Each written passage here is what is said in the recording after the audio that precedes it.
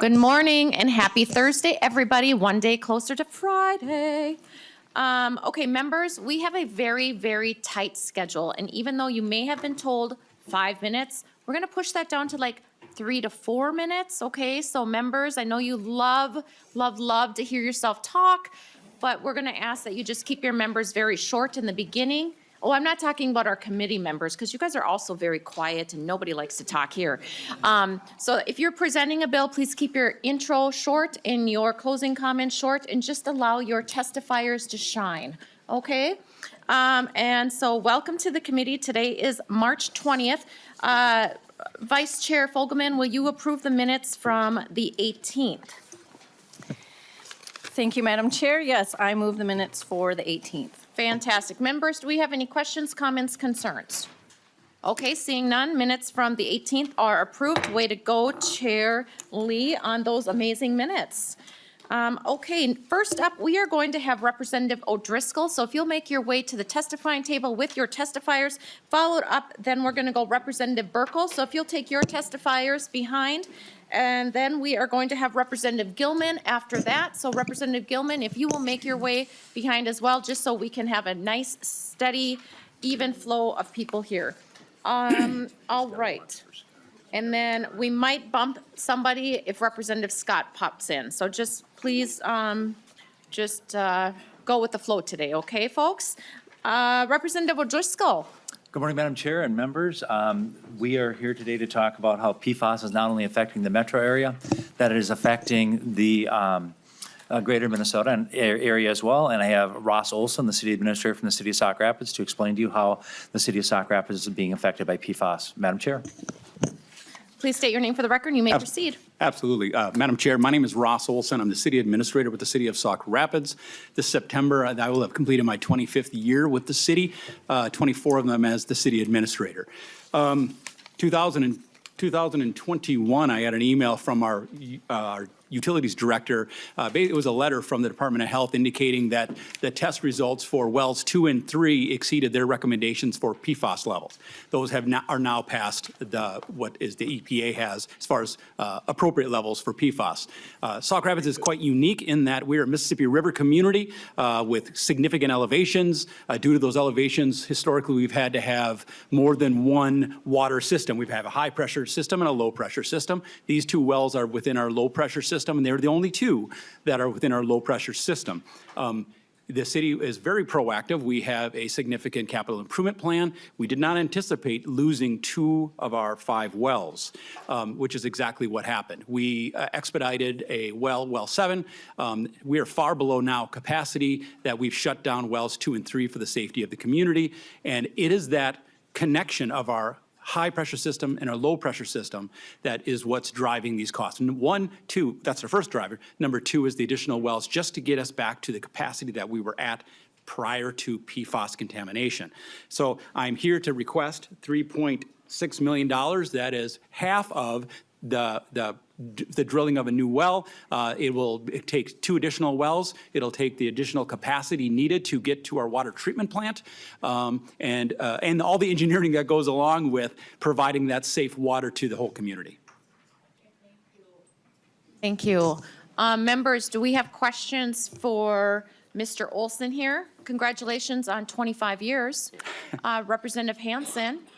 Thank you, Madam Chair, and maybe it's a question for you on have we had any more success in getting scheduled information from the Attorney General about the PFAS settlements? And because I'm sure probably every day we're going to be hearing more bills on PFAS. So just checking in if you've heard anything. We have not heard anything, but perhaps we would have better luck if Chair Lee would reach out to the office there, and maybe we can get that done, because I think we have bipartisan support on a lovely meeting with the Attorney General. All right, thank you for that. All right, Representative O'Driscoll, closing comments. Representative and Chair Franson, Representative and Chair Lee, thank you for the opportunity to be here, and we would certainly appreciate your looking kindly upon the request for the city of Sauk Rapids. Thank you, members. Thank you, and thank you for making your way down and advocating for your city. Appreciate that.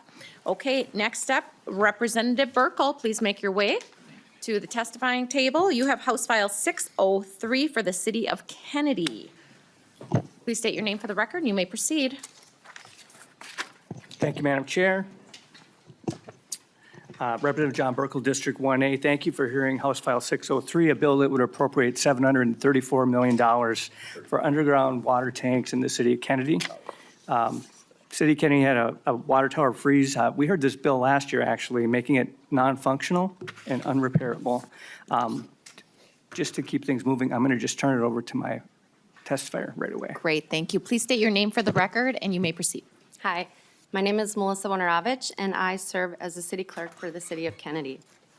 Chair Franzen and members of the Capital Investment Committee, I'd like to thank Representative Burkel for once again introducing this bill, and I want to express my gratitude to this committee for taking the time to hear about this urgent issue facing our community.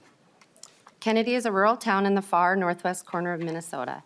In January 2017, our water tower froze, leaving it non-functional and beyond repair. To maintain water service to the city, we bypassed the tower and implemented a temporary direct feed system. This temporary solution has now been in place for 8 years. Due to the excessive cost of replacing the water tower, we have developed an alternative plan of installing a booster station and repairing our underground storage tanks, which will serve as our water reserve. The total estimated cost is $2,696,000.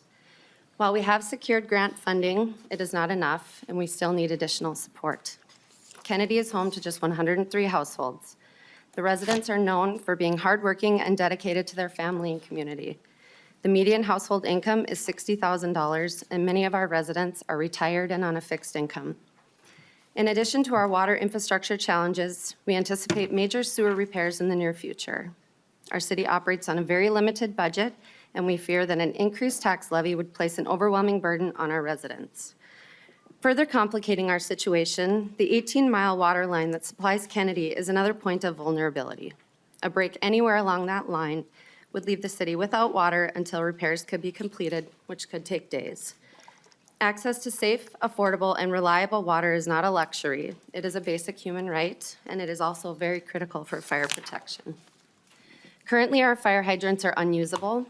Drawing water from them risks collapsing the water line, cutting off Kennedy's water supply entirely. Without functioning hydrants, our fire department is limited to 5,000 gallons of water that we have stored in our trucks and water brought by mutual aid. The water on hand provides only 6 to 10 minutes of fire suppression, and the nearest mutual aid takes approximately 20 minutes to arrive. In a fire, our firefighters' first priority is rescue. They will use the little water they have to suppress the flames just enough to enter the structure and begin search and rescue.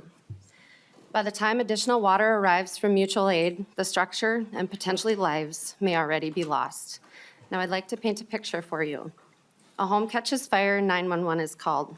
Our volunteer firefighters arrive on scene and immediately begin using their limited water supply to suppress the flames so they can attempt a rescue. The best case scenario is they make entry, rescue the family inside, and continue firefighting with whatever water remains. The worst case scenarios are they don't have enough water to suppress the flames to even begin a rescue, and they must make the difficult decision to protect surrounding homes instead. Or they enter only to run out of water before everyone, including themselves, can safely exit. The need for water reserves in Kennedy is not just about daily convenience, it's a public safety issue. I sincerely thank you for your time and consideration. Your leadership in addressing critical infrastructure challenges across Minnesota is deeply appreciated. And thank you again to Representative Burkel for your continued efforts bringing attention to this. Thank you. Thank you so much for testifying. Members, do we have any questions?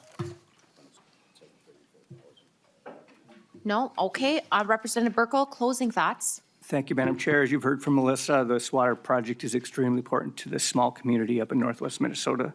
And I appreciate you hearing the bill today. And thank you, Madam Chair and committee members. Thank you for advocating for your city of Kennedy. And just so you know, Representative Burkel has been bugging my ear on this project, so he's doing his job. All right. Thank you. Thank you. We're going to skip Representative Gillman for a hot second. We're going to go to Representative Scott. You'll make your way to the table with your testifiers. You'll be next, Representative Gillman. You'll state your name for the record, and you may proceed. Thank you, Madam Chair, Representative Peggy Scott, and members. And it looks like we have a junior member with Chair Lee there has a junior member at the table today. Thank you for hearing this bill. There's a neighborhood in Andover. The subdivision is called Red Oaks. And a few years ago, we got funding. The wells, most of the people there live, they have wells that supply their drinking water. And it was found out a few years ago that there's PFAS and some other really harmful things in that water. And so this is phase 2 of allowing or putting in city sewer or city water hookups for those residents whose drinking water is posing a public health risk. So I have both our mayor and our city administrator here this morning, and I'll let them do the rest. Fantastic. Please state your name for the record, and you may proceed. Yeah, my name is Jamie Barthel. Good morning to the chair and committee members. Thank you for having us. As I said, my name is Jamie Barthel, and I'm the mayor of the great city of Andover, Minnesota. I'm here today to strongly advocate for House File 2080, which seeks critical funding for the Red Oaks neighborhood in Andover. Specifically, I'm here to request the committee's support of the $8 million appropriation from the state bond proceeds to fund the Pollution Control Agency as outlined in the House file. This funding is essential to provide a grant to the city of Andover for addressing the ongoing groundwater contamination impacting private wells in the western portion of our Red Oaks neighborhood, known in our community as Red Oaks Phase 2. As you know, the Red Oaks neighborhood has been grappling with the serious issue of private well contamination from an unidentified source. Thanks to previously secured bond funding, the Red Oaks Phase 1 project, or what we call the mitigation area, was successfully connected to municipal water supply in 2024, providing a safe and reliable source of drinking water for those residents.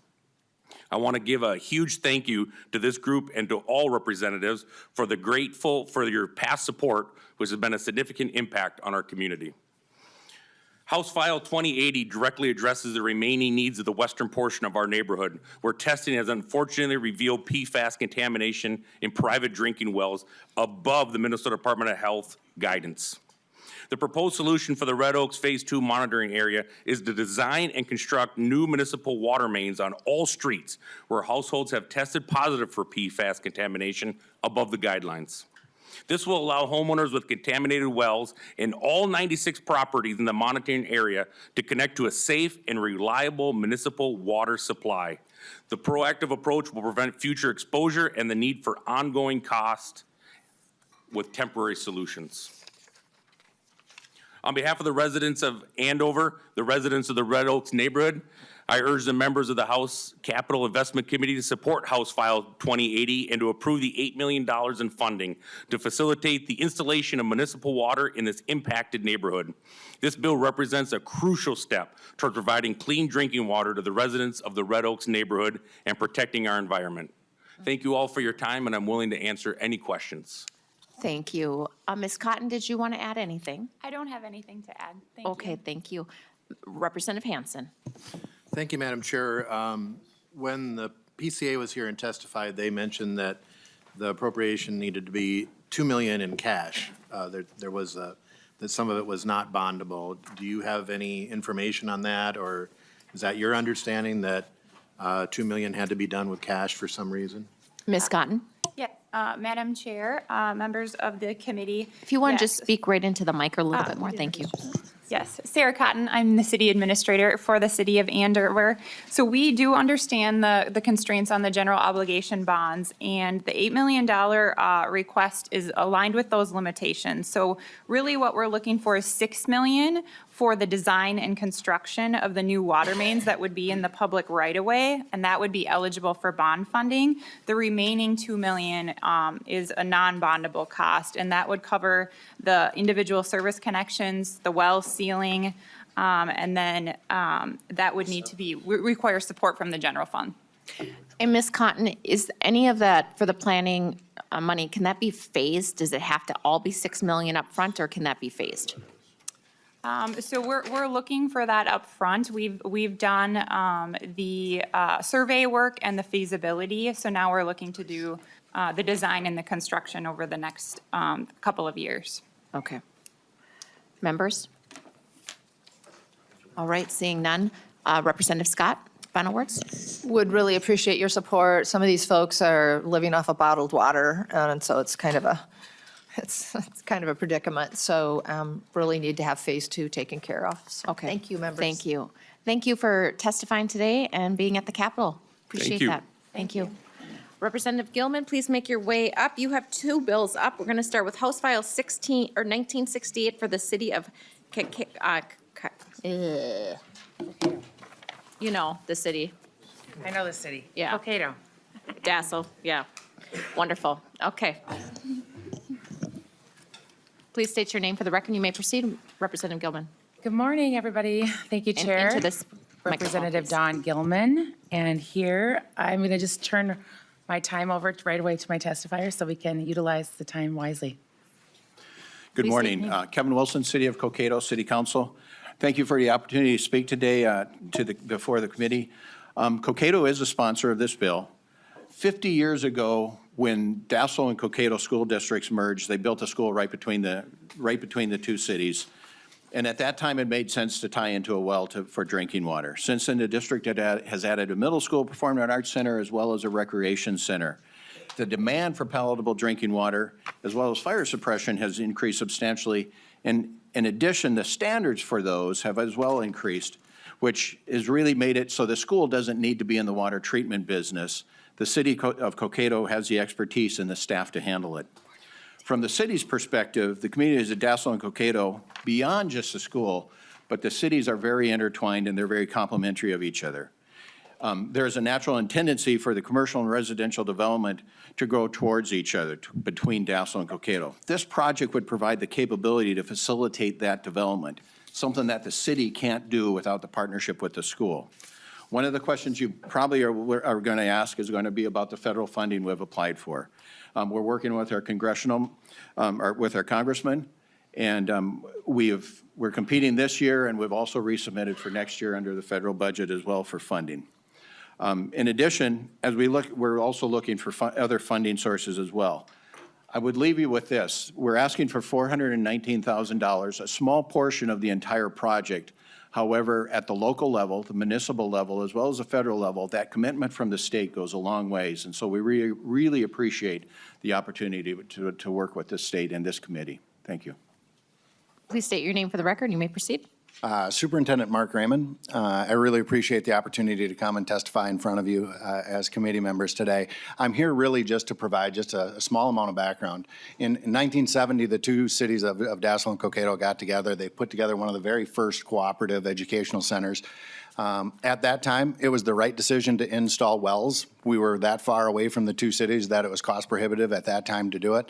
The changes in guidance and water quality in the last 50 years have moved us to a position where, unfortunately, myself and my staff are operating in an area outside of our core competency. We're really excited and happy to partner with the City of Cokato in order to move in a direction that's actually much better for my students, my staff. I'd love to be able to focus on the idea of education rather than on the idea of water treatment. The idea of making sure that the people that are really good in their core competencies are taking care of that is really fundamental from our end. So I appreciate the time. Thank you. Thank you. Members, any questions? All right, Representative Gillman, closing thoughts on House File 1968. Thank you for your consideration. All right, thank you for making your way down to the Capitol and advocating for your city. Next up, Representative Gillman, House File 228 for the city of Biscay. Biscay. Biscay. One day I'll get it. All right. All right. So thank you so much again for hearing this bill. And I love that you called it Biscay because our friend Eric also calls it Biscay. Sometimes I feel a little French, you know what I'm saying? This is a vital bill, and it's an important thing that we're bringing forward today. So I am going to just right away turn it over to my testifiers. Please state your name for the record. You may proceed. Thank you, Madam Chair and committee members. My name is Gary Cook. I am the mayor of Biscay. Our project is for the human health and well-being of our community and its 103 residents and 48 homes. Our project includes replacing our entire water system, including the water main, adding a water tower, and improving our water treatment. Here are some reasons and facts about the need for our project. Town has water infrastructure that is over 80 years old and has had multiple leaks in the past years that have cost the city large amounts to repair an old system. One constituent is complaining that her $60 water filter plugs in 2 hours. The water in our town looks like orange juice after about 3 minutes. Water pressure in the homes across the street from the treatment facility cannot maintain the pressure needed to power a water sprinkler. Over half of the population is on a fixed income or nearing Social Security age. Many houses are mobile or manufactured homes. Town cannot afford a cost increase of this magnitude with a current negative balance in the water account. This project is critical to make sure our town is able to sustain a potable water treatment plan for our constituents. The cost per household of this project is approximately $70,000, which is more than the cost of most homes. This equates to roughly $700 per month per home. Additional facts, the total tax base for the city for the entire year is $25,000. Median household income is under $50,000. Many home values are also under $70,000. I am one of the people that lives in the city that is under the age of 50, and that consists of 19 people of our 103 people. About 70% of our population is over the age of 65. Thank you for your consideration at this time for this life-sustaining project, and I will turn it over to my city engineer. All right, please state your name for the record. You may proceed. Yeah, Tim Corby, city engineer, but also the past president for the State's Engineering Society, ACEC. Thank you, Madam Chair. Thank you, committee members, for hearing us today. I did want to note that that $70,000 number, that's the cost of the project per home. So it's $70,000 per homeowner, which I believe is probably one of the most expensive projects in the state of Minnesota. I've been doing this for 40 years as city engineer, and personally, again, as the state's past president for engineers and doing city engineering, I've never seen a more dire need for a community than Biscay for a project that needs some financial assistance. Keep in mind, this is why we're all here today, listening to a lot of sewer and water projects, whereas Biscay paid, 80 years ago, they paid 100% of their project. Most of the other cities in Minnesota received 95% grants, so pretty much free water and sewer systems. They're all coming due right now. They're all 50 to 80 years old. That's why you're hearing a lot of sewer and water bills. Again, repeating, they paid 100% of their systems, while most of the other cities in Minnesota got 95 to 100% grants from the federal government. So thank you again to Representative Gillman. Thank you again to your committee for your consideration again of this life-sustaining project. Thank you. Thank you. And yes, our body is well aware of the pressures facing Minnesota with the wastewater treatment issues going on. Yes, they're all coming due, aren't they? Coming due. Representative Scraba, please enlighten us. Thank you, Chair. You'd think it's a conspiracy. Do you have a PFA number? We are applying for the PFA right now. Okay. We'll have one by June 1st. What's your average bill cost for your home? For water Yeah, currently? water, sewer. Currently. Currently, our bill cost is about $57 for a two-person household. Okay. So it's anywhere. Does that include water and sewer or just? That's just water. Our sewer is about 140 for a two-person household. Okay. All right, thank you. Thank you, Representative Scraba. Representative Sexton? I'm sorry, I have not been to Biscay yet, but I see Hutchinson is not very far away. Is there a comparison on prices to pipe water in from Hutchinson to lower your overall costs? Because your operating costs would be fairly high if you redo this. Mr. Corby? Madam Chair, committee, we have looked at that. That would be more than the $3.5 million to connect to the pipe. Plus, there'd be the monthly charge from Hutchinson. Okay.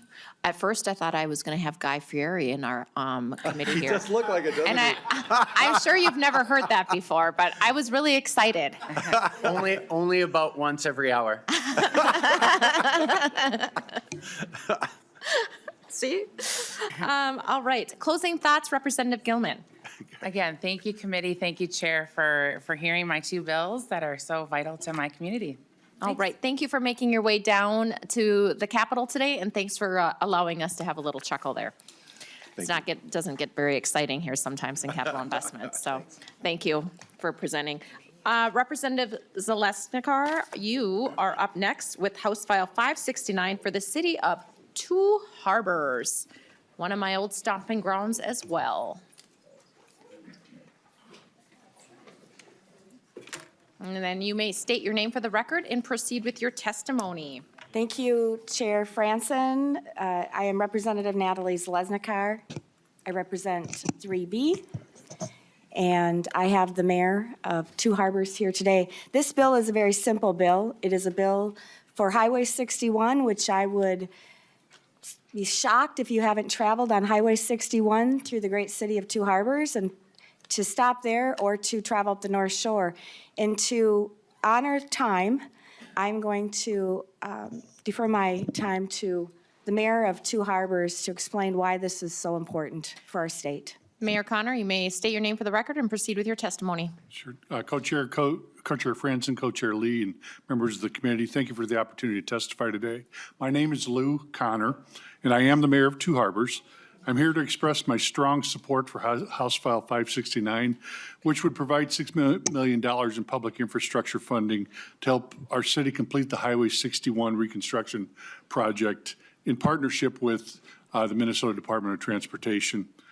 And in particular, thank you, Representative Zeleznikar, for introducing the bill and for your tremendous support of the North Shore. Highway 61 is a lifeline of our community, and it's the main corridor through Two Harbors, connecting residents, businesses, and visitors to essential services, Lake Superior, and the broader North Shore region.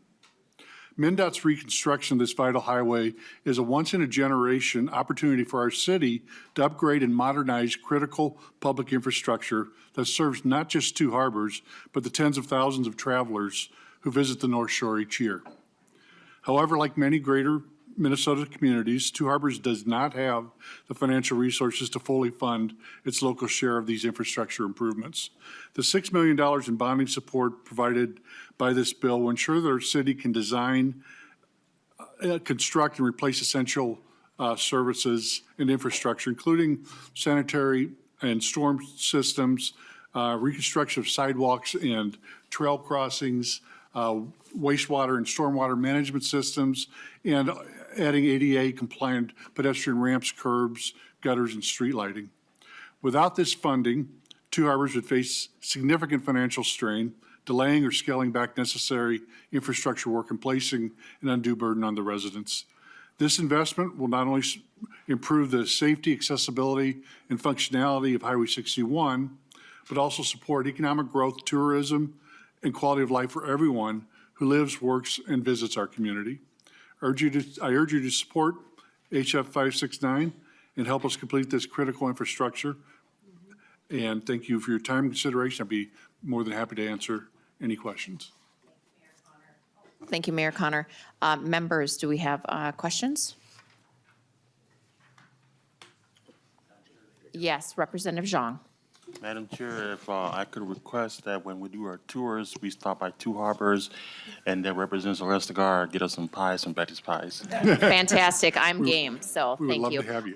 Representative Pérez-Vega. I concur with Representative Jean. And I'm the same, so I think we have a quorum, members. You know, I think we've moved that. All right, Two Harbors it is. Thank you, Representative Zeleznikar. I keep pronouncing your last name wrong, sorry. Would you like final thoughts? Thank you, chairs of this committee, and thank you for the time to present. And I would be thrilled to get pies and encourage you all to come up the North Shore. This is a huge, vital, connecting pathway to explore all of the North Shore of Lake Superior, Grand Marais, Two Harbors, Silver Bay, and just get up there. So this is a really crucial thing, and I appreciate your time. All right, thank you for presenting. Thank you for making your way down to the Capitol, Mayor. Appreciate that. Okay, next up, we have Representative Burkel for House File 962. 692. House File 692 for the Red River Basin.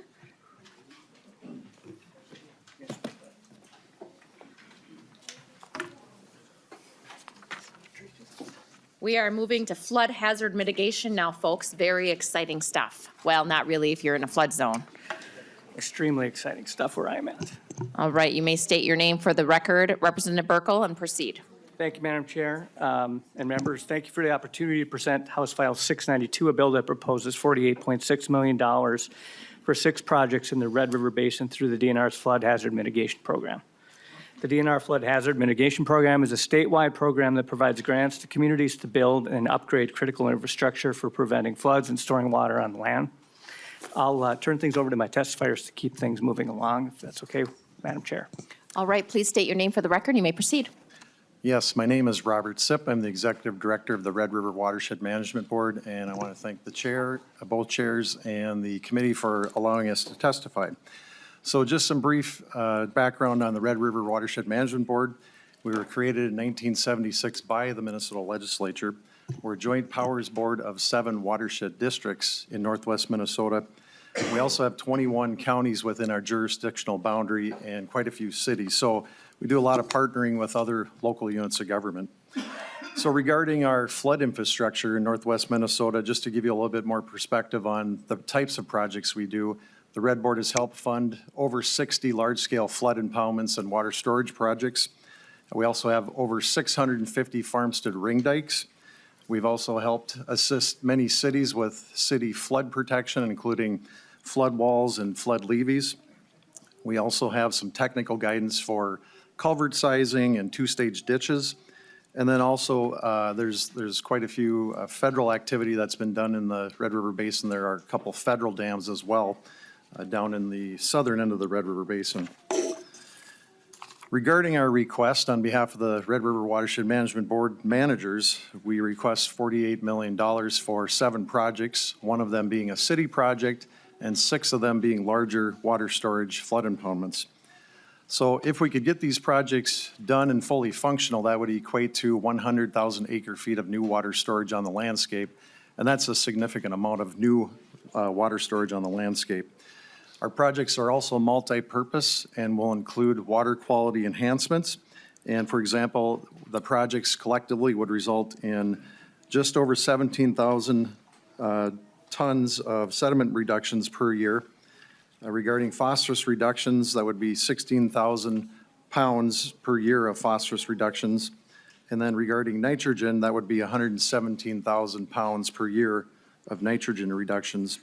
The projects will also result in almost 15,000 acres of restored, created, or enhanced wetlands and grassland areas, and then about 75 acres of new stream habitat, or enhanced and restored. These projects will also control just over 1 million acres of upstream areas. So just a little bit on the financial part, looking at this year. So going into the session, the governor did request $5.6 million for the flood hazard mitigation program. But just this session alone in the House and Senate, there's been about $149 million in bills introduced for the flood hazard mitigation program. Regarding the DNR, they do manage the flood hazard mitigation program, and their list of known needs is at about $139 million. And one thing about the Red River Board and our membership is we do have the match in place for these projects, and the projects are ready to roll. So a little bit more on the status of our projects. Unfortunately, none of them are fully functional. They're actually all about half completed. Excuse me.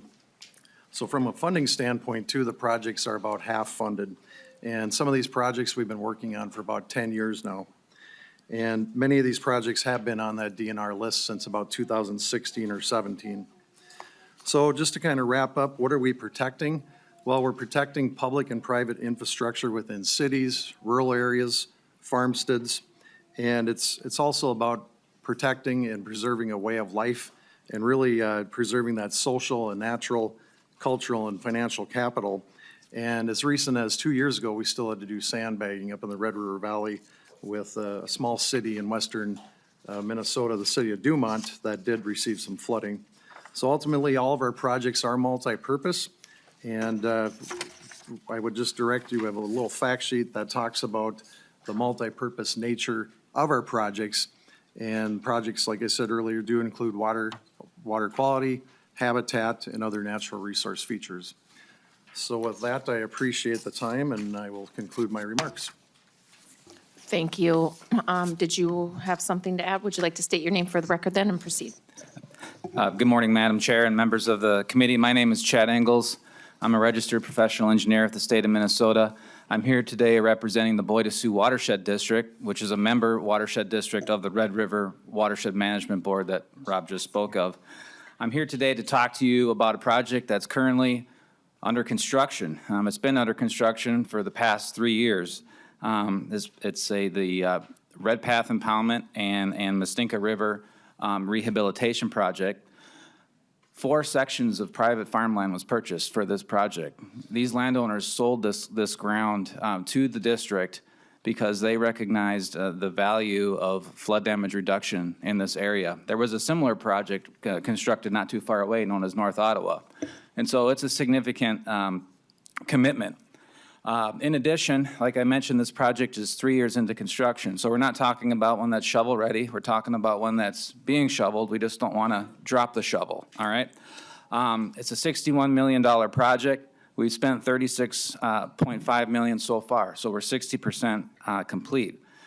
Of this, $18.1 million has been state funds. Our partners have been Bowser, Lessard Sam's Outdoor Heritage Fund, LCCMR, and flood hazard mitigation. The flood hazard mitigation is the one has been lagging. So the request that we have is specifically for this project to keep the scrapers moving is $13.7 million, and that'll be matched by both the Bois-de-Sioux and the Red River Watershed Management Board. And if we can keep this thing rolling, we think we can get it done in about 2 more construction seasons. So that is my testimony. Thank you. Thank you. Did you have another testifier? I think we have one more, Madam Chair. Yes. Please come up front. Welcome to the committee and state your name for the record. You may proceed. Thank you, Madam Chair and committee members. My name is Tracy Halstensgaard. I'm the administrator for the Roseau River Watershed District. Our project is the Roseau Lake Rehabilitation Project. It's been ongoing for over 10 years in planning, development, permitting, and it's a partnership project with the DNR. We are also shovel dirty. We have 2 construction seasons, 1 phase of the project completed. We're looking for $9 million to help us complete the next phase of the project. As Chad referred to, we want to be able to keep these projects moving in a timely manner. We lose momentum, we lose dollars in increased costs when things slow down and we have to either stall the project or complete them in smaller phases. So we really appreciate your time, your consideration. We know you have a lot of difficult decisions to make in the coming weeks and days.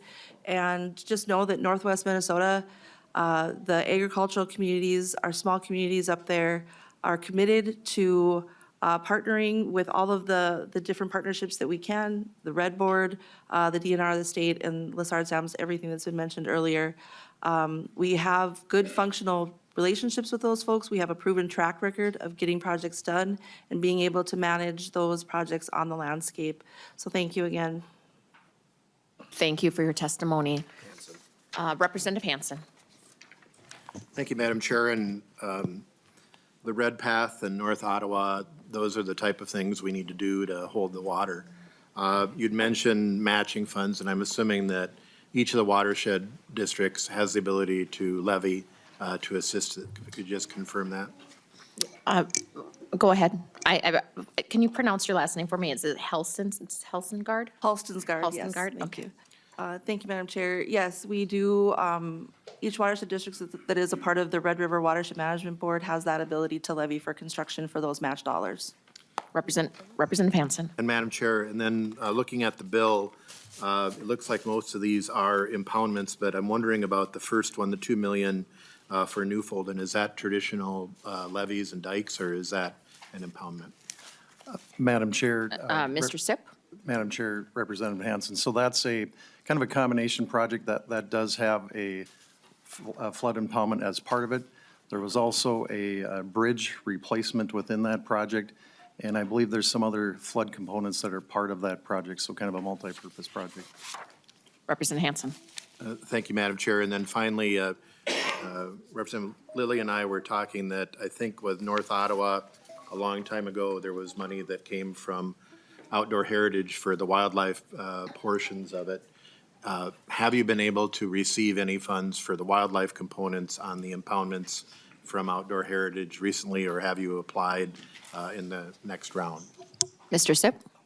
Yes, Madam Chair and Representative Hanson, many of the projects do receive Lessard Sam's funding, Clean Water Fund dollars, the Red Board funds, the local watershed funds. I might be missing some other funds, but yes, a lot of the projects do have 5 to possibly 8 funding partners. All right, thank you. Any further member comments? Okay, Representative Burkel, final thoughts. Thank you, Madam Chair. The Red River Basin faces this chronic flooding threat every year, and just a great need for this in our region. So thank you for hearing this bill today, and we can move on. Thank you. Thank you, Representative Burkel, and thank you for making your way down to the Capitol today. Appreciate you advocating for your cities. All right, next up, we are going to have Representative Joy and Representative Keeler for House File 2224, City of Moorhead, Clay County, and Buffalo-Red River Watershed District. And then we have a Zoom testifier as well. You may state your name for the record, either whoever wants to go first. Thank you, Madam Chair. Representative Jim Joy. We have in front of us I'm sure I've been here 3 years. This ask has been here many times, and it's for finishing the flood protection in Clay County for about $60 million. And Representative Keeler and I are working bipartisan on this, and so she probably has some comments on this too. You do make a very good team. Representative Keeler. Thank you, Chairs. Really just showing up that this is a bipartisan effort for our community. Flood mitigation is something that our community has been working diligently on and will probably be working on for the rest of our careers. So we'll hand it over to our testifiers. All right. Thank You may state your name for the record and proceed. Thank you. Thank you, Chair Franson, Chair Lee, Representative Joy, Representative Keeler. Thank you for the opportunity to be with you today. And as a mother of 4, I just really am encouraged to see young people in this space in so many capacities. It really is a teamwork effort to lift the needs of our state. My name is Jenny Mojo. I'm a Clay County Commissioner, and I appreciate the opportunity to testify before you today regarding House File 2224. As stated, I want to thank all of those who have come before to help us with this ask. It is a very large ask, and we understand that. It is a continued diligent effort to help us finalize flood infrastructure for the FM diversion project, particularly focusing on Clay County and the city of Moorhead. The request before you today is $60.4 million to complete flood mitigation work for Moorhead and the Minnesota portions of the FM diversion project, which includes the Buffalo-Red Watershed District. This funding is critical, ensuring that we continue our efforts to protect Moorhead and Fargo and our region from the devastating impacts of flooding. The Red River is unique in that it flows north, making it especially prone to spring flooding. The Red River Valley is one of the most flood-prone areas in the United States, with 7 of the top 10 flood events occurring in the past 30 years. As we have seen, the threat of flooding is not just an inconvenience, but is a major risk to the safety, economy, and the well-being of our communities. Investing in flood mitigation now is far more cost-effective than dealing with the aftermath of floods. The 1997 flood alone resulted in $3.5 billion, with a B, dollars in damages.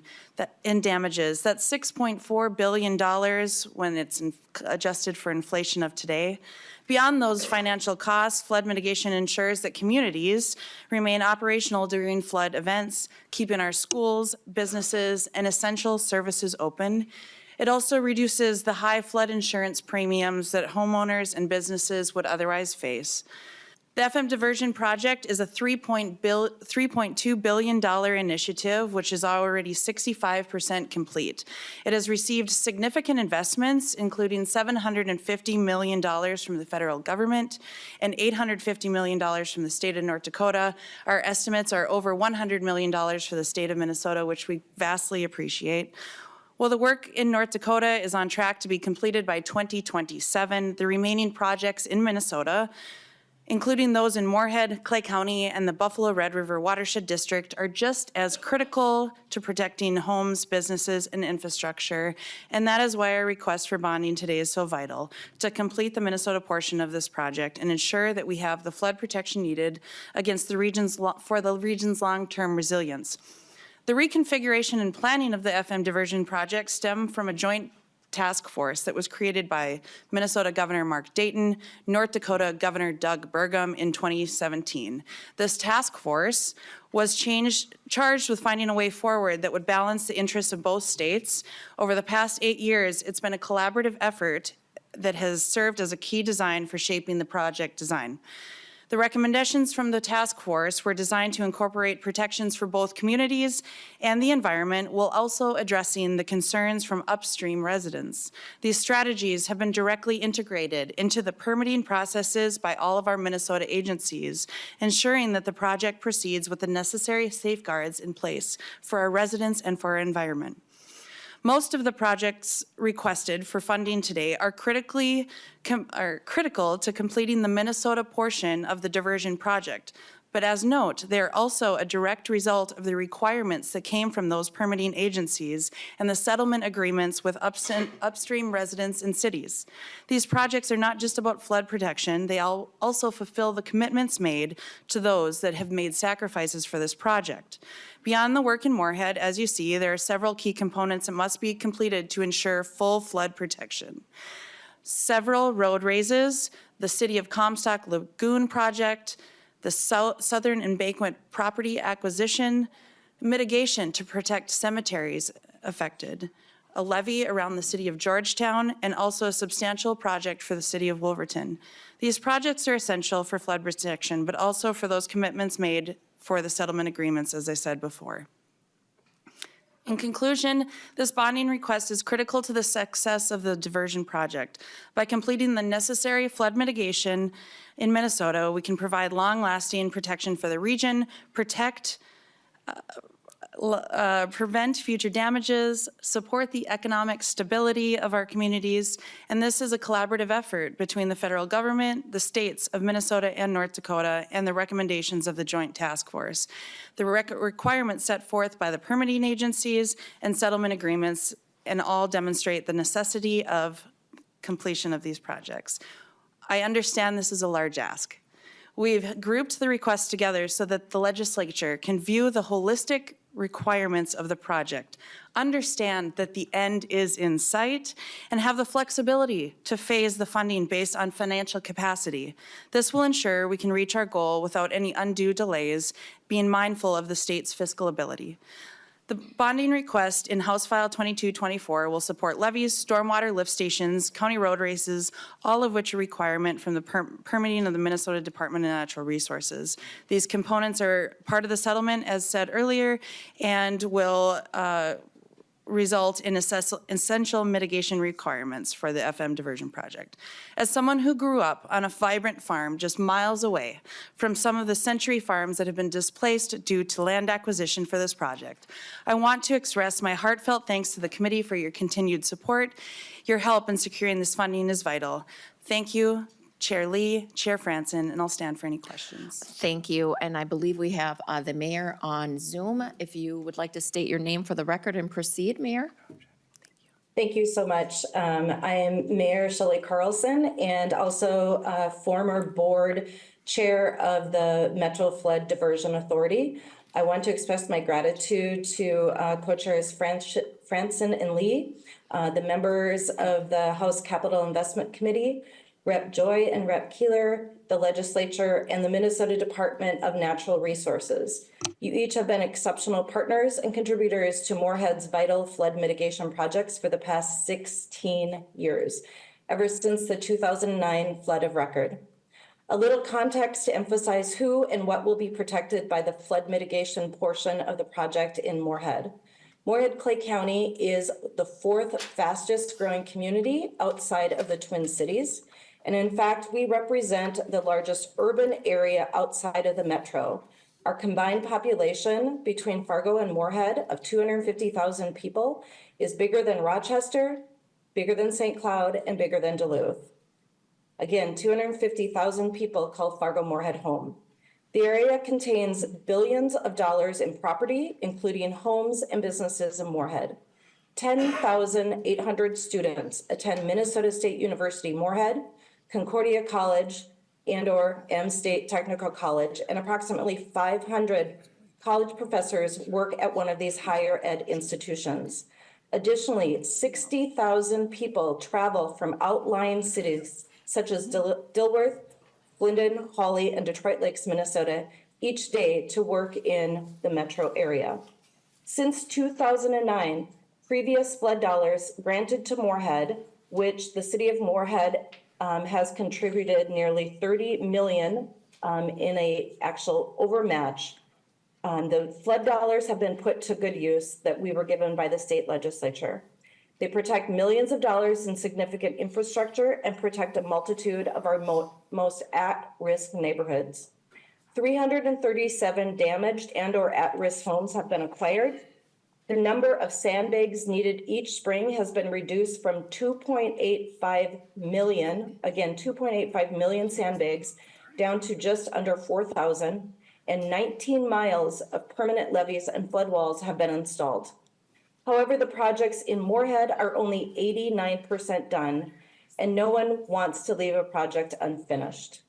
What remains in Moorhead are 7 flood control lift stations for high-risk service areas that right now require manual operation using farm tractors and on-site monitoring during flood events. These remaining 7 lift stations must be converted to permanent power in order to meet FEMA and U.S. Army Corps of Engineers risk and reliability standards. The cost of purchasing and installing these lift stations rise each year. Last year, the cost per lift station would have been $1.3 million. Today, it's approximately $2.28 million per lift station. Commissioner Mojo briefly mentioned the need for flood-prone residents in Moorhead needing to carry expensive, high-risk flood insurance. This expense is costing residents in Moorhead alone approximately $10 million each year, with costs continuing to rise.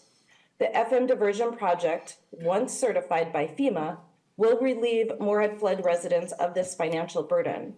However, until Moorhead and Clay County projects are completed, the diversion project will not be certified by FEMA.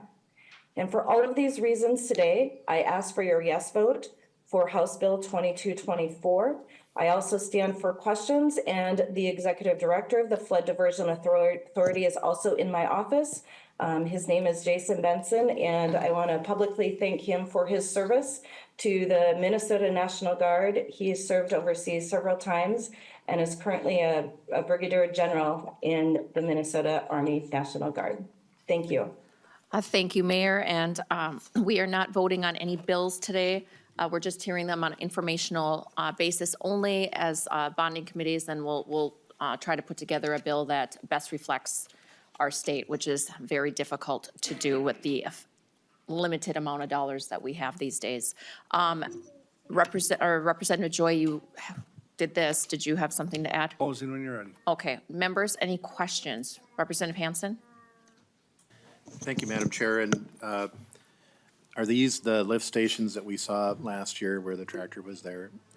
And then maybe to the mayor, the question about the previous project with the impoundments, is that going to have any impact on reducing the flow at all? If we keep working on those, do those impoundments or projects like them reduce the bounce that comes with the flooding?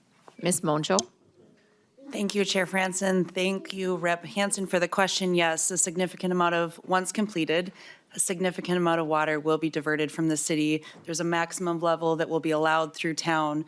But with that, there then would be an impoundment area for water south of town, which is why the projects are so vitally important. One, there will no longer be the need for flood insurance in town, but we also need to safeguard those residents that are not within the dike. Okay, any other further member questions, comments? Representative Keeler, did you want to do closing thoughts? Representative Joy, then. Thank you, Madam Chair, and thank you, Commissioner Mojo, for making the trip down. Thank you for the testifiers. Thank you, Mayor Shelley Carlson, for your testimony. And look forward to getting this across the finish line, so you guys don't have to hear it next year. Thank you. Wonderful. That would be great. All right. Well, thank you for making your way down to the Capitol today. We appreciate you advocating for your city. Thank you, Representative Joy and Representative Keeler.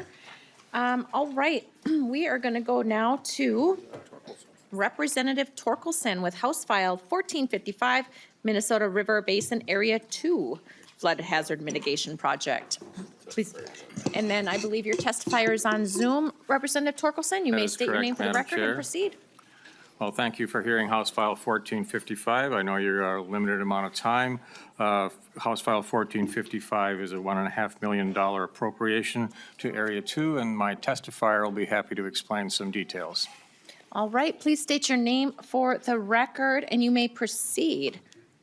Thank you. My name is Carrie Netsky. I am the Executive Director for Area 2 Minnesota River Basin Projects. We are a 9-county joint powers organization proudly celebrating our 47th anniversary year. I'm here on behalf of House File 1455, requesting a capital investment of $1.5 million for our work involving floodplain mitigation and management within southwestern Minnesota. The Area 2 watershed stretches from Mortonville to Mankato along the south side of the Minnesota River and includes the upper headwater reaches of 5 major river watersheds, including the Yellowbank, Lac La Parle, Yellow Medicine, Redwood, and the Cottonwood. Area 2's approach to flood damage reduction over those past 47 years is to stop the water where it falls and essentially construct floodwater retention projects in a stair-step fashion down the slopes of the Buffalo Ridge, which is much more famous for the wind towers that are located upon it. But what makes the Buffalo Ridge so enticing for this is that it rises 1,000 feet higher than the surrounding lands, creating elevation differences of up to 92 feet per mile in the Yellow Bank River headwaters and 50 feet per mile in the Redwood River headwaters. In contrast to the Red River Valley, where flooding is much more publicized, the elevation drops there are a few feet per mile. A simple illustration to envision Area 2's flooding is like a playground slide. If you would take a gallon of water and pour it down from the top, that water gains velocity and force as it travels down that slope and comes shooting out at the bottom. That's the same thing that happens with the Buffalo Ridge. It comes shooting out the bottom onto the floodplains. For the Red River Valley, in contrast, if you take that same gallon of water, it's like putting it on your kitchen floor. It spreads out evenly in all directions and covers a large area. Due to our very steep slopes, the rainfall and rapid snowmelts cause extreme erosion forces and makes flooding a nightmare for the people who live there and for those people living from the land. Area 2 suffers from a secondary form of flooding, which is very unique. It's called crossover flooding. So not only do our waters flow northeasterly down the Buffalo Ridge and into the Minnesota River, but they can also flow southeasterly.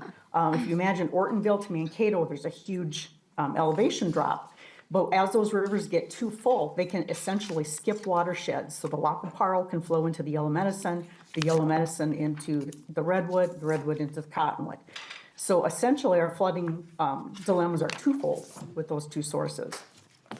Area 2's proven approach allows for landowner-friendly and voluntary solutions to control those erosive forces of our floodwaters and further reduce the damages to the stream banks that add the sediments and nutrients to our already impaired waters. The reason for my testimony today is our need of construction funds. As depicted in one of the handouts that was provided, our past bonding appropriations began back in 1996. Not only have we successfully used these appropriations, but the local match to these bonding funds far exceeds the required $1 local to the $3 of state money, which is 75-25 cost share. The bond funds do not pay for salary or office space. They are completely used to hire the contractors and to pay for the engineering for these projects that we are putting on the land. Our 47-year success speaks for itself. Area 2 has been recognized by the Board of Water and Soil Resources as the leader in water storage, and we've been consulted many times as the board has developed their water quality and storage program. The second handout that was provided to you illustrates the type of projects that we build and design. And there's a map on the back side that depicts where these projects are located in relation to that Buffalo Ridge. From that map and the inset photo, you can clearly see that there's a strong correlation to where these projects are located in the start of the floodplains below. So we're very effectively controlling those flows as they come off of the Buffalo Ridge. By doing our part to reduce the floodwater damages and to keep the sediments and nutrients on the land at the headwaters, we're bettering the Minnesota River and the Mississippi River for generations to come. I thank you for your consideration of our request, and I appreciate this opportunity to speak to you today, especially remotely. All right, thank you for that testimony, appreciate that. Members, Representative Hansen. Thank you, Madam Chair, and Representative Torkelson, I think you were here when I asked the question in the Red River Valley Board. Has Area 2 been able to access any outdoor heritage money for wildlife portions of impoundments or water retention programs?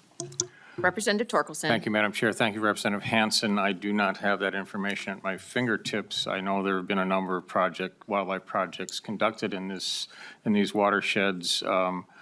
Area 2 itself does not do wildlife work as far as I know, but if you, my testifier may have more information if you want to ask her. Representative Hansen.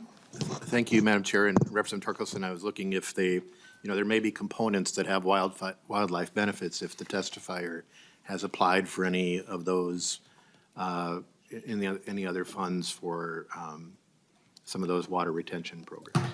Mayor Netsky, do you have the answer for that? Yes, Madam Chair and Representative Hansen. The majority of our projects are designed as dry dams, so we really concentrate on the floodwater storage portion of the projects. Very often we do not, but once in a while we may have a small pond which actually increases the sediment catch ability of that project.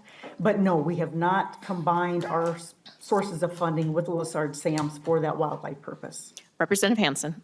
Thank you, Madam Chair, and you do good work. Just checking, is there any measurement of increase of drain tiling in the Area 2 during this time when we've been investing these public dollars? Mayor Netsky. Madam Chair and Representative Hansen, to be honest, no, there really isn't a way to measure the amount of drain tiling that's going in. It would be nice to have that kind of information because that's very vital when it comes to designing projects to know, how those waters are increasing off of the landscape.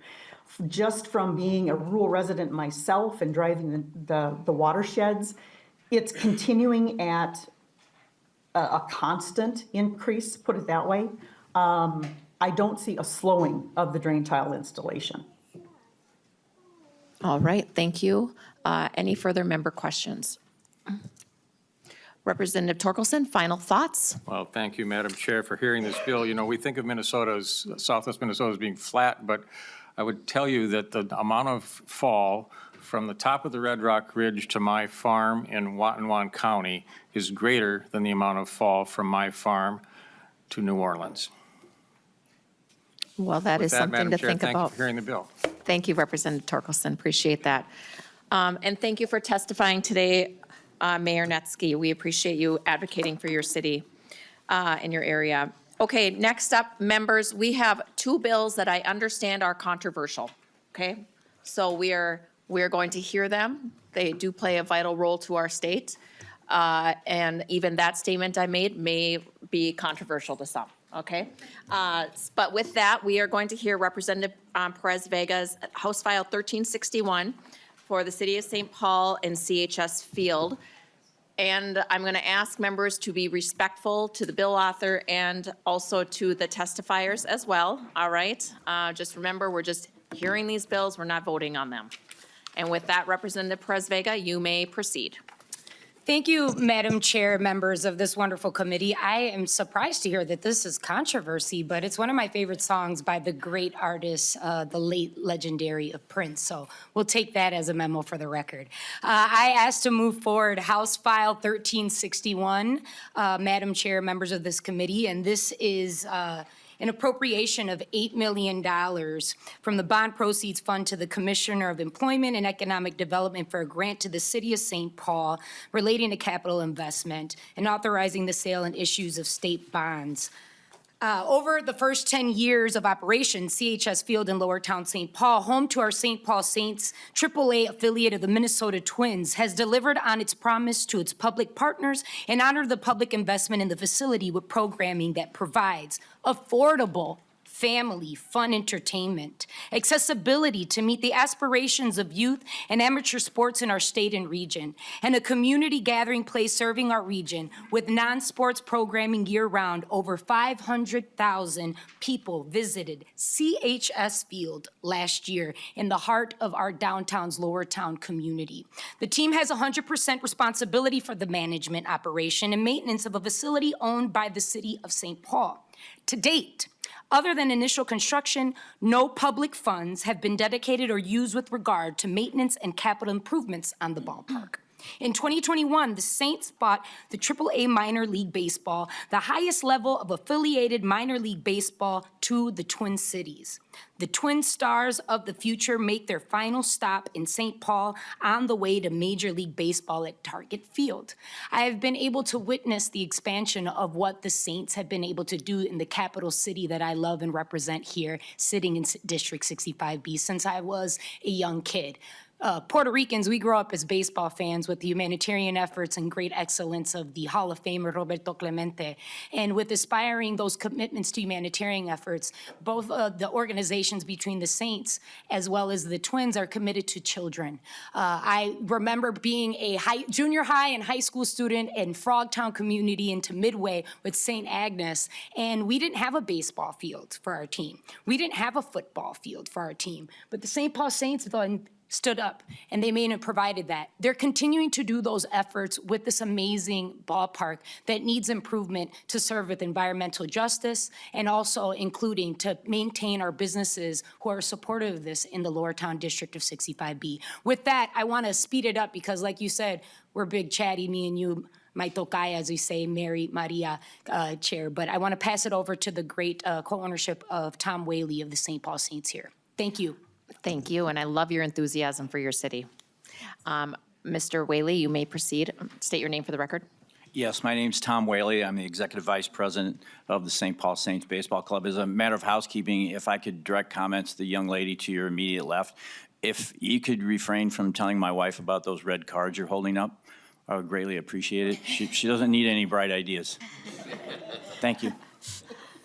I know, you're just We doing aim your to job. give ideas to wives out there. Oh, boy, I don't know about that. Okay. But thank you, Representative Pérez-Vega. Just to expound a little bit on the improvements, I think it's important, the backdrop and the context to this is the good news in 2021, the Saints were able to affiliate with the Minnesota Twins. We operated for over 25 years as an independent team, real successfully at Midway Stadium, as the representative pointed out, and then in 2015 opened CHS Field. CHS Field is a public-private partnership between the state of Minnesota, the city of St. Paul, the Saints Baseball Club, and Hamline University. It's been a public-private partnership that's worked incredibly well. It's brought vibrancy to Lowertown, and we've done it in a way that we feel is responsible and merits your consideration of this bill going forward. What we're really doing is continuing that for several more years. So we appreciate that. I mentioned in 2021, Major League Baseball changed its minor league structure, reducing the number of teams from 160 around the country to 120. While that was unfortunate for many communities, it did result in St. Paul and the Twins deciding to operate their AAA team. Our fans love it. It's been a wonderful boon to the city. It's added more events to St. Paul's roster of events. What came with that was a requirement among Major League Baseball to have certain facility standards. Most of those facility standards deal with players' health, safety, and welfare. The players now make more money than they ever have before. They receive housing allowances, they receive more meal money, but also as part of that, facilities are required to upgrade. To date, we have spent, in addition to the operation and maintenance, we've invested $4 million of our own money into the facility which the city owns. $2 million of that went toward just to sort of get over the hump in 2021 to meet Major League standards. And while we were okay in 2021, we're not going to be okay long term, and that's much of the basis of this request. So I think it's also important to note there's context. Since 2021, communities around America, facilities and improvements totaling $2.3 billion have been made to keep these affiliations current. And we're fortunate in St. Paul. We've invested 2 so far. If we're fortunate to receive another 8 to go toward those, we will be on the very low end of that spectrum in terms of where, what communities are spending to keep their affiliations current. Our bottom line is our visiting player facilities are deficient. The players, when they come to town, they love playing in St. Paul. The ballpark's full. It's very exciting. But when they come to the park, they're stretching and working out in a corridor before the game where concessions folks are going. We're trying to run our promotions. They're in stairwells trying to do it. They travel with groups of probably 40 to 50 players and coaches. And their commissary probably comfortably accommodates 12 to 15 people, so players are having to take their meals and eat at their lockers, different things like that. We get a lot of complaints from the visiting teams on the facilities. They complain to Major League Baseball. We have been trying to make the best of it. I feel we are making the best of the situation, but long-term, it's not a sustainable situation. And the improvements, I won't go into gritty detail. I believe you all have the handouts. Those are explain what we're going to do to augment the visiting players' facilities. And that will include locker rooms, including facilities for female coaches, and we hope one day players, a training room, a commissary for them, equipment storage, weights and stretching area. None of that exists right now. So I will conclude my remarks now, and will note if it's okay that the red card was not raised, and I appreciate that. Mr. Whaley, is there a reason why, so the facility is about or will be 10 years old, correct? Correct. Is there a reason why it was not built to the standards that you're looking for now? Or were you not envisioning? Well, I think one of the smartest things, okay, I got 2 minutes. I can do this. What's really important, we put a lot of foresight at the direction of the city of St. Paul. We designed it was designed in 2013 and 14. It was designed to then current Major League standards. We were not a Major League affiliated team at that point. We just felt it was the smart thing to do. The bottom line is, having done that, it did result in a much lower level of investment to get it, sort of over that initial hump. So, but the standards did change in 2021 regarding players' health, safety, and welfare, and so we're dealing with those now. Okay, thank you. Representative Carroll. Thank you, thank you, Chair, and thank you, Representative, for bringing this. I know your passion for St. Paul. I didn't understand the passion for baseball. I know you're a star player at St. Agnes and would be reffed by Representative Hewitt. Is that correct?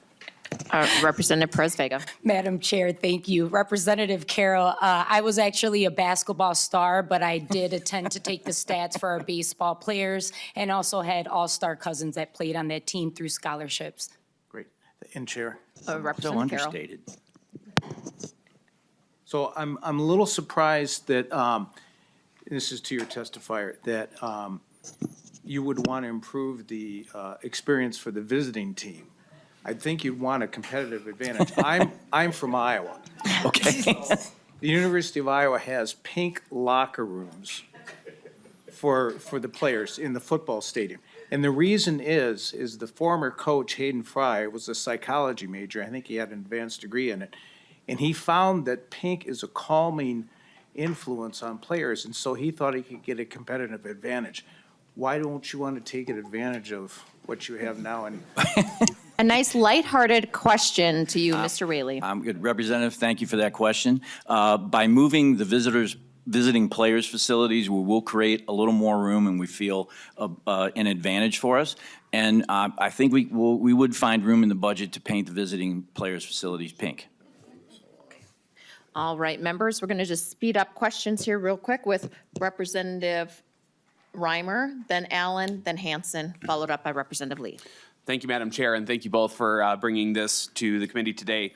My question is for Mr. Whaley, and sorry if I missed this in the presentation. When we look at the info sheet that you did as a handout, the different sources for funding of the $6 million total, obviously we have the bonding request here today of $8 million. We have the City of St. Paul and we have the team. Have you gotten any commitments, verbal or otherwise, from the City of St. Paul or team ownership for this project yet? Mr. Wiley, you have to go through the chair first. I'm sorry. That's okay. Madam Chair, Representative, thank you. At this time, no, we have not. The team is committed, but we've had preliminary conversations with the City of St. Paul. They're obviously engaged in several other bonding projects, but we will have a plan together. And again, I would refer back to the initial partnership that we have with the state and the city. Our intention is to continue that partnership, and what we come up with regard to this particular project would be consistent with that. All right. Thank you, Madam Chair. Okay, Representative Allen. Thank you, Madam Chair. To the testifier, thanks for being here today. Asking the same question we ask everybody, is this project feasible by any chance? Mr. Wiley. Yes, Madam Chair and Representative, it's a difficult project to phase because it's both improvements that we're referring to in the materials would be located in the very same vicinity of the ballpark. A challenge we have is that we're hemmed in on four sides. To the north, we have I-94. We're pretty sure that's not going anywhere. To the east, we have the Lafayette Bridge that goes over the Mississippi River. That's not going anywhere. We share a wall to the south with the operation and maintenance facility with the light rail. That's not going anywhere. And I guess we could move Broadway in the farmers market, but farmers and the city would be a little upset with us, so we're not going to do that. But in regard to the phasing, what it would require is we could do one improvement. If we were to come back later and do another, we would necessarily have to impact the work we just done to do the other. So it is from a financial and also a project-related perspective, that's a very difficult proposition for us. It's a tight area. Very tight. Representative Hansen, then we're going to go to Lily, and then Representative Lee. Thank you, Madam Chair. And looking at your overall operation, and maybe you don't have these numbers for us now, but what are your costs for utilities? What are your costs for water? And does your plan for renovation deal with reducing those anyway? And then also, you know, there's been this ongoing debate between artificial turf and grass and back and forth. You know, we've seen recently some reports about artificial turf having an impact of cancer on some of the players in other locations. So maybe if you could give us a little bit on cost and what you're looking to build into the improvements. Mr. Wiley. Okay. Madam Chair, Representative, thank you for the question. Yes, with regard, the ballpark has several sustainability features right now that were built into it in 2015. One is a 100-kilowatt solar array that produces about 20% of our electricity, which comes directly into the building. It doesn't go out to the grid. With regard to water, we have a water reuse and reuse facility basically that takes rainwater off the operation and maintenance facility roof, brings it into the ballpark where we clean it up and we're able to use it to irrigate the field and also flush toilets that are in a certain building. So yes, we anticipate increased utility costs with these improvements, but we're prepared. As we mentioned before, we have 100% responsibility for that and we're prepared to meet those obligations. With regard to your question about the turf, my former partner and co-owner Mike Beck was asked at the time, turf was brought in from Iowa to build Target Field, and a representative asked my partner, Mr. Vec, who was raised in the 60s, what his thoughts were about grass. And he said, I'm a child of the 60s, and I'm from the Just Say Yes generation. And I won't do that today, but we have no intention. We will be using natural turf going forward. Thank you. Representative Lilly, quick question. Thank you, Madam Chair, and Representative, thank you for bringing this. I eagerly signed on to this bill because I think it's a great project. I've been a fan of your product all the way back to the Midway and with the trains going by, and those are fun times too in a different way.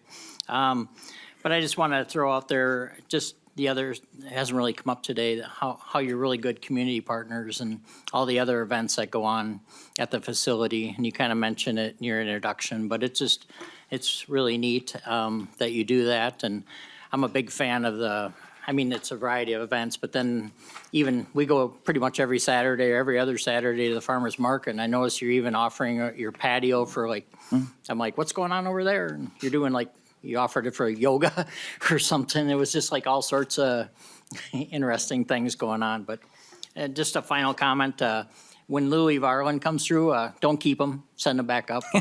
So, local kid, so we want to see him not at your field as much.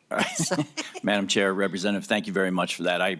We live by the motto that a community does not need a ballpark, but a ballpark desperately needs its community, and we get up every morning knowing that. And so that's our response is to do whatever we can. Thank you. Thank you. Chair Lee. Thank you, Madam Chair. Thank you, Mr. Whaley, for being here. So just following up on Chair Franson's question earlier, so knowing that you're asking for this because of the standards of MLB, so the first question is, do they provide any type of assistance to ballparks like yourself to upgrade to their standard? And then the second piece will be, what is there to ensure the public that MLB 5-10 years down the line won't improve those standards so that we, the public, will have to pay for that again? Mr. Wiley. Chair Franzen, Representative, thank you very much for that question. The first question was with regard to I'm sorry, I was focusing on the second was. Basically, how do we know that the MLB will not come later and want you to renew the standards, and then we're going to have to dish out more money? Okay, thank you very much, Madam Chair. With regard to that question, there's no guarantee on that. We expect over time that the facility requirements there will be more of them. And what we are trying to do here is go a little bit beyond where they are right now to future-proof us, hopefully for the next 15 to 20 years. Chair Lee. Thank you, Madam Chair. And so the first question kind of ties to this piece too, then, knowing that, whenever they have these different requirements, what type of assistance do they provide? And I think this ties to Representative Reimer's question first around the team and the others piece. Does MLB have anything to provide assistance to the team and to the taxpayer who are being asked to pay for this? Mr. Wiley. Madam Chair, Representative, currently they do not assist with facility standards. Those are the responsibility of the team, and in some cases, it's a major league affiliate. It's like the MPCA putting down standards, and then they don't help us with the standards. We just have to pay the bill. Exactly. Well, Representative Pérez-Vega, I'll give you the final words, but I also think that maybe we need a bonding team building event when the games start. I concur, Madam Chair, and I offered that to both chairs that I'm willing to welcome you to our Great Saint Stadium. I don't want to take too much time, but I do want to thank my colleagues on both sides of the aisle who have addressed the support, who have addressed the commitment to empowering our Lower Town District, not only the Saints, but our residents. My constituents are in deep need. Our housing, as well as our businesses that said, hit the ball out the park with Tom Whaley on this one because we support you. So appreciation on that. Let's make our stadium safe. Thank you. Sounds great. Thank you for presenting today. Thank you for coming down to the Capitol, Mr. Wiley. All right, next up, we are going to hear from the Xcel Arena regarding their complex renovations. Should be very exciting in here for about 20 minutes. So if you want to make your way down to the testifying table. Okay.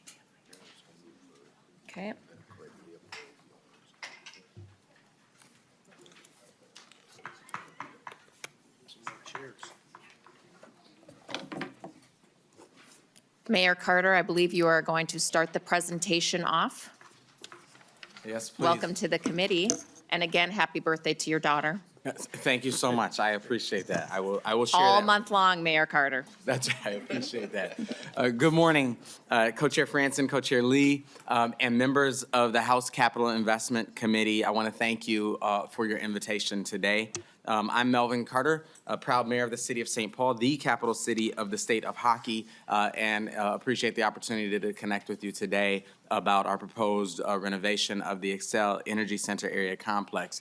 This complex is a center of social and economic activity for our city and for our state. Together, the Xcel Energy Center Arena, St. Paul River Center, and Roy Wilkins Auditorium attract over 2.1 million visitors per year to our city. Infuse nearly $400 million annually into our local economy, and drive business, jobs, tourism, and vitality through our community and our entire region. Just as exciting, the arena complex will be on the global stage later this year when we host the International Ice Hockey Federation's 2026 World Junior Hockey Championships. Big things are happening, but with this city-owned 25-year-old facility nearing the end of its competitive lifespan, our momentum requires action. The arena complex must be modernized to stay competitive, not just with other NHL arenas and entertainment venues, but within our own market. This project is about reimagining and expanding the entire complex as anchor of a vibrant entertainment district that attracts even more world-class events while fueling the kind of activity, energy, and growth that subsets housing opportunity, public safety, and economic development. When there's a hockey game or concert or other types of major event taking place in the complex, we all know it, the impact is large.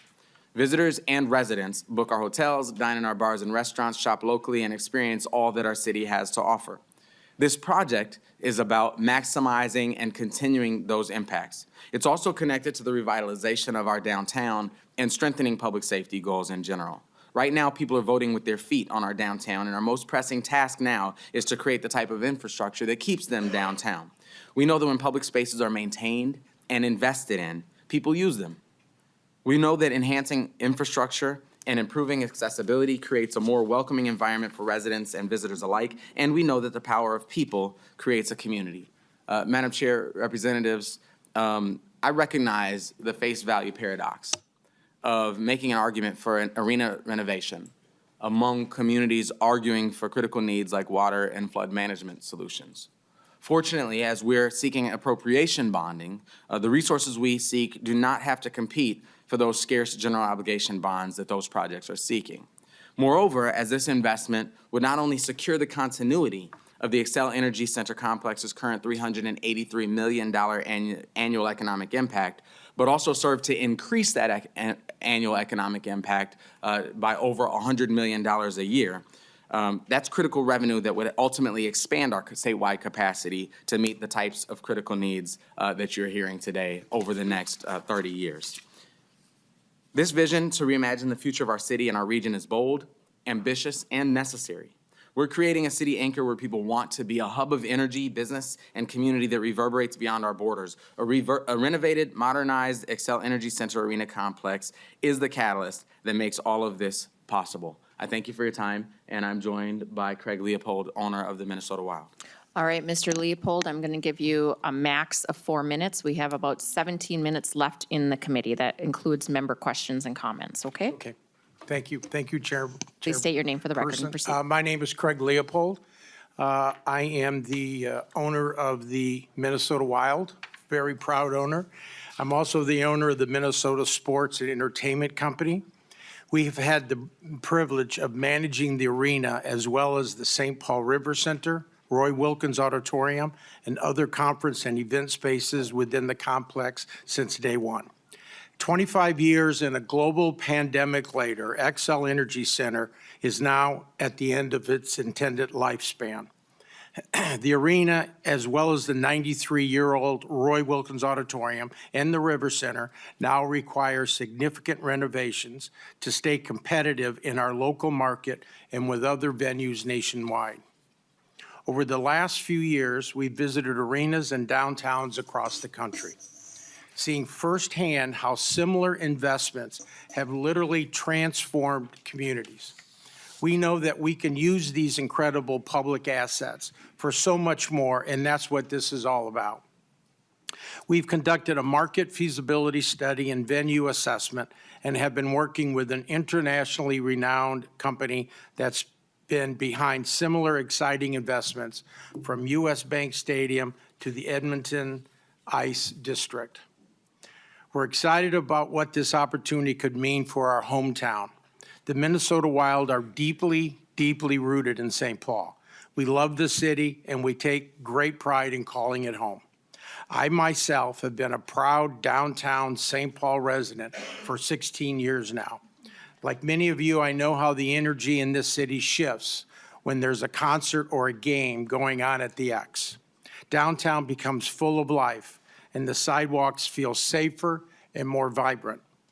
It's St. Paul at its best. Our team in this arena drive hundreds of millions of dollars into the local economy, supporting thousands of jobs and bringing millions of visitors to our city. This is the vital economic engine driving St. Paul. It's hard to imagine the city without it.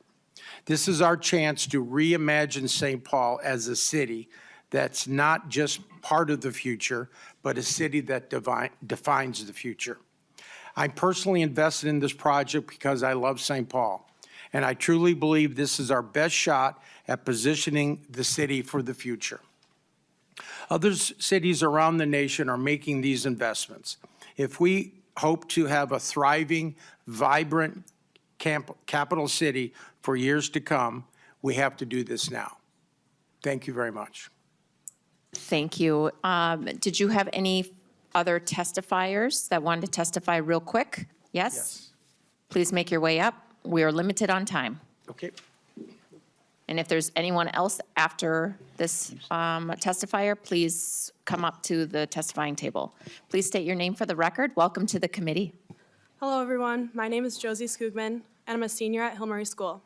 I'm a St. Paul native, a two-time All-State hockey player, and a recent Minnesota State girls hockey champion. In my high school career, I've had the honor of competing at the state hockey tournament at the Xcel Energy Center 2 years in a row. Whether you're a high school or professional athlete, this venue is the pinnacle of our sport. We all know Minnesota is the state of hockey, but weeks like the state tournament are a great reminder as to why this is.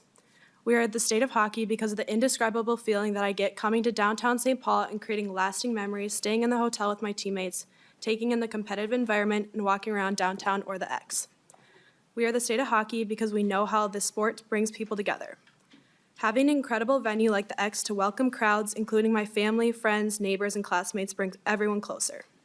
Now more than ever, having a space where we can all get together, enjoy sports and concerts we live for goes a long way. We are the state of hockey because we know what placing girls' hockey on the biggest stage does for the sport, and we give it the attention it deserves. Women's hockey is often overlooked and overshadowed across the country, but not in Minnesota. I still remember walking to the X for the first time as a junior, feeling the energy and excitement of playing on the same ice as the Minnesota Wild and Frost. Playing on the stage is special, not just because of what teams can achieve there, but because we all know what an incredible opportunity it is to inspire younger girls and show them that this is their stage too. We are the state of hockey because my younger sister can see me and my teammates on the same ice as hockey icons from around the world and decide she's going to start playing hockey herself. I've been lucky to experience some of the happiest moments of my life at the Xcel Energy Center. It's hard to imagine Minnesota hockey without this arena in downtown St. Paul. Take a moment to picture it. We are the state of hockey because Minnesota does it like nobody else. Right now, we have the opportunity to guarantee these remarkable moments we share at the X can carry on for generations. Next season, I will be staying close to home and playing hockey at the University of St. Thomas, where my goal is to help the Tommies compete for a national championship. But no matter where my hockey journey takes me, my experience at the X will always hold a special place in my heart. By investing in renovations to the entire arena complex, we are making a promise to my little sister and young athletes from around the state that the opportunity to compete and experience the culture of the Xcel Energy Center will still be around for them. That is something worth investing in. Thank you, and thank you for the opportunity to testify for you today. Thank you, Ms. Skogman. That was great. Please state your name for the record, and you may proceed real quick. Good morning. Hello, Madam Chair and members of the committee. My name is Bee Kyle. I'm the President and CEO of the St. Paul Area Chamber. So we represent 1,900 plus members largely within Ramsey, Dakota, and Washington counties. And I am honored to offer our voice and support in the efforts for this investment. And I look at this from an economic perspective. I travel the country and look at peer cities and work with chambers and businesses, and I can't share enough the economic impact that this kind of investment has made in other cities. And I want to highlight, too, how these big capital investments show up across the region in Minneapolis and in St. Paul, and encourage you to invest in your capital city, our capital city, that what impacts us in St. Paul impacts us as a state and how we show up nationally and internationally. Just can't emphasize that enough. And then in numbers, when we're looking at an additional $100+ million each year in tax revenue and spending that happens in the city, that translates to a 20% growth for us in terms of revenue. And for context, this couldn't be more important in terms of what we're experiencing now in the real estate market and the opportunity to invest in the property today. So to keep it short, I want to say thank you for the opportunity, and I look forward to hearing from you if you have any questions. Thank you. If you want to state your name for the record? B. Kyle. No. Oh, excuse me. Sorry. Thank you, Madam Chair and members. My name is Tom Dicklich. I'm the Executive Director of the Minnesota State Building and Construction Trades Council. I'm here on behalf of 70,000 women and men working in the trades across the state. I'm here today to express our strong support for the renovation funding package for the Xcel Energy Center, the St. Paul River Center, and the Roy Wilkins Auditorium. This $800 million project is more than just a renovation. It's a commitment to the future of St. Paul. These facilities have been anchors in our state for decades, hosting everything from world-class sporting events and concerts to community and business gatherings. But as you know, the competitive landscape has changed, and these venues are at risk and falling behind. This investment is a critical step toward keeping St. Paul vibrant, attracting visitors, and ensuring our capital city remains a destination for entertainment, tourism, and economic growth. A key component of this project is the project labor agreement that will govern both the construction and long-term maintenance of these facilities. That means 2,300 skilled union construction workers will be on site, men and women trained in the safest, most efficient building techniques, ensuring that this complex is built to last. And beyond construction, the workers who maintain these facilities will be paid family-sustaining wages and strong benefits, strengthening our workforce and supporting middle-class families in the region. The Xcel Energy Center was originally built in 1999, and while the arena has outlived its competitive prime, its structural integrity remains strong. That is a testament to the quality craftsmanship of the union tradespeople who built it in the first place. Now with this investment, our members are ready to once again deliver a world-class facility that will serve St. Paul and Minnesota for generations to come. This project is about more than just an arena. It has the potential to jumpstart an additional economic development downtown, a strong, thriving entertainment district, and fuels local businesses, restaurants, hotels, and shops, and makes St. Paul a more attractive place to live, work, and invest. When we believe this is the right investment at the right time. It puts skilled tradespeople to work, ensures quality jobs in the long term, and positions St. Paul for a brighter economic future. On behalf of the Minnesota Building and Construction Trades, I urge your support for this critical funding package. Thank you. Thank you, Mr. Dicklich. There was some mood lighting that took place. I don't know if you guys noticed that, but it got a little bit more romantic in this room. I'm going to have Mr. Andrew Lee come up real quick to explain the difference between general obligation bonds and general appropriation bonds. Mr. Lee, if you want to state your name for the record and proceed with your explanation here. Thank you. Madam Chair, Andrew Lee from House Fiscal Staff. General obligation bonds are backed by the full faith and credit of the state and have restrictions on uses. They have to be publicly owned, they have to be capital in nature, and they have to be authorized by 3/5 of both chambers of the legislature. Appropriation bonds have evolved over the early 2000s as having a wider portfolio of potential uses. They don't require the 3/5 authorization requirement. They can be of different bond terms. And the uses can be different. So some past examples of appropriation bond authorizations have been the Viking Stadium in Minneapolis, the buildings along the Capitol complex, SWIFT certificates of participation, which was the state computer or accounting system, and appropriation bonds, the principal amount applies to the first two state management guidelines, but does not apply to the third debt management guideline. Because they are not GO debt and that the full faith and credit of the state is not pledged to them, they have the potential to have a higher interest rate than GO debt. Okay, thank you. Members, do you have any questions regarding the explanation? Representative Hansen.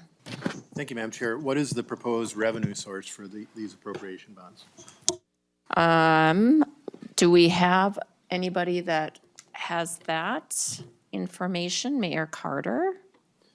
I believe we're flexible where that's concerned. I think we are working to generate some concepts where that's concerned, but wanted to present to you what the broader idea today. And I do believe, Representative Hansen, there has been chatting taking place with the tax chairs on that particular issue. All right, Representative Fogelman? Thank you, Madam Chair. I might be the biggest Wild fan here in the room today, but this is exciting for me. Unfortunately, this is a huge ask for the state of Minnesota, especially with the economy the way it is right now. When you were looking at the changes that needed to be made in the facility, I was told that you did some extensive surveys with like your season ticket holders and those kind of things.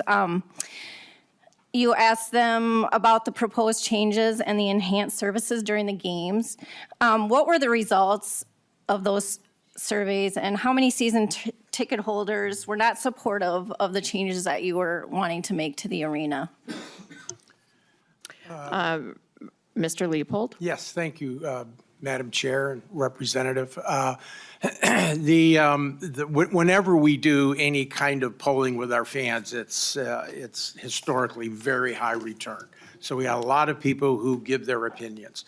What came out loud and clear is that our fans were looking for more options to view the team, for food and beverage, more concession options. There were issues with the lines in the restrooms, our food and beverage, the kitchens were in the wrong places, so food is coming out cold. The response that we had was very much in favor of making these concessions and the investment that would occur in this arena. They were very supportive of it. All right, thank you. Representative Scrappa, real quick, we're running out of time. Shoot. As I've spoken to everyone here, I'm fairly supportive of what's going on. How we get to that dollar amount is going to be the challenge. But one of the things that came up after we were all talking and everything started making me wonder, when you build a new facility, it's always like, everyone's just like, hey, this is awesome, beautiful. Do the prices of the goods go up? Are the beer prices, the food prices, that sort of stuff, are they going to be staying open? Because if we put a substantial amount of dollars in, it'd be somewhat trying to buy that down. Anyway, thank you. Thank you for that question. Mr. Chair. Leopold? Yep. Chair Franson, thank you, Representative. We are not planning to raise food and beverage prices. Some ticket prices will certainly be either gone up. Some, frankly, will go down. What we're looking at doing in the arena is creating more community space. That's one of the things that came back, is that people have seen other facilities and been in them, and they want to see areas that people can congregate and watch the game together. So we're excited about doing that. That is typically a lower price. So we are, the types of ways of watching the game will change. We have 74 suites right now. We'll probably have only 50.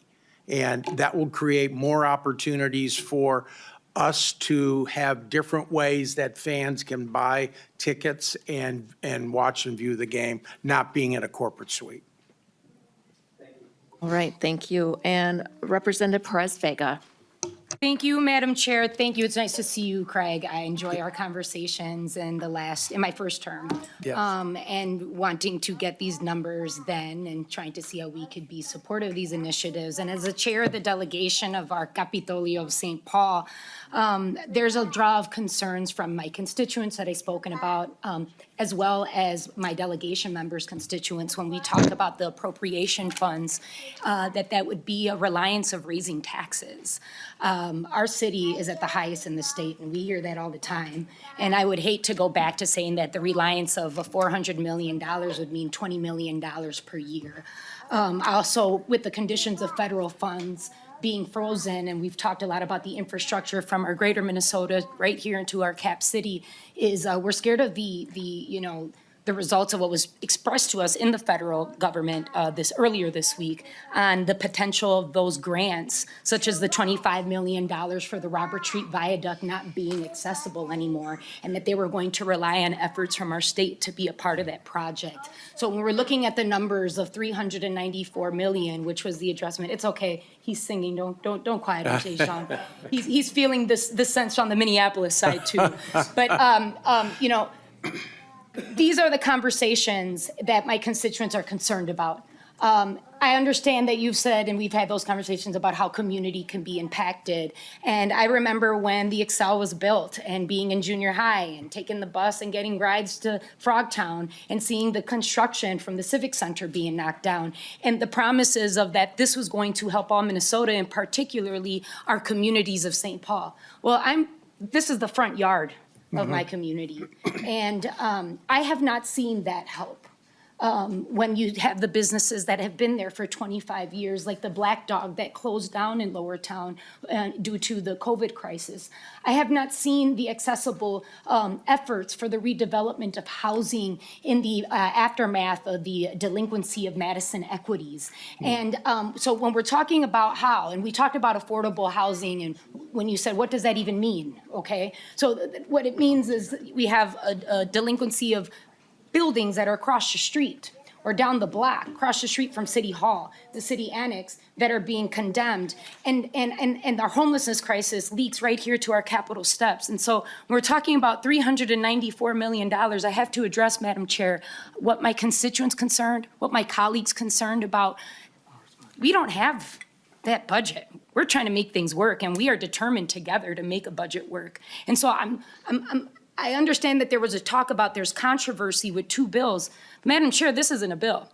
And there's a reason why, because we have been asking for these questions to be delivered and in my hand. And this is the first time that I've actually had a print of this plan. And this is in my district. And I want to work. I love Xcel Energy. I took my mom to see Mary J. Blige Sunday. I seen Billie Eilish. I pay for all my tickets. I am the most person qualified to talk about arenas because I performed at arenas and Xcel in my work as an entertainment artist. I've spoken with assemblymen from New York to talk about how the state supports Madison Square Garden, assembly folks and representatives of the legislature of Illinois to talk about the United Center and the ports of geofunds to the city of Chicago. And they're a little concerned if this was their arena, and this is how we're asking funds in a crucial, critical time of what our federal government is freezing. We're talking about water here. We're talking about bridges. I announced a bridge, a viaduct, that we celebrated that support with that grant with Betty, our Congresswoman of CD4, Betty McCollum, with the support of our city who came to ask me to be supportive. I am. My students of the District of 65B take a bus in that Kremlin. And with their environmental issues, with climate change that is so led in that advocacy of Representative Hansen has drawn to the concern of crumbling Wabasha caves to these bridges, I want to say that if this is the #1 priority for my city that I love, that I defend, and that I am a child of, and am raising a little girl right across the Xcel who loves frozen on ice, I don't want to raise taxes for my people, for our people. I don't want that to be the continuance of how we are going to redevelop a St. Paul that was shining when I was younger. I want to talk off the record more, and I would appreciate those discussions with you and I. Mr. Leopold, muchas gracias. All right, thank you, Mayor Carter. And I want to thank you before you leave for hosting our committee a couple months ago to tour the facility. So thank you for that. Madam Chair, Representative, thank you so much for that. We enjoyed the members who were able to join us for that tour.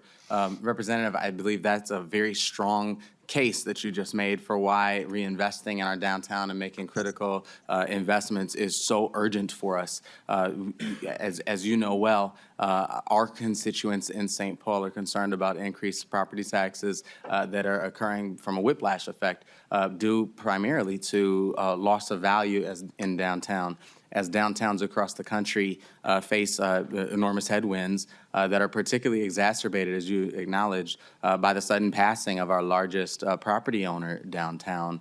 The need to reinvest, the need to make bold moves is very critical for the future of our state, certainly for the future of our city, and for the goal of controlling and stabilizing property taxes for those exact same constituents that you just named. We'll look forward to continue to work with you toward all of those goals. Having the Xcel Energy Center as a critical centerpiece can help us be able to generate the types of economic and social activity that can help to drive the type of vibrancy that you're talking about. And on the worst case scenario, losing the impact that we currently have would of course be devastating for all of those goals that you just described. So we look forward to working with you and every member of the committee on those and other goals.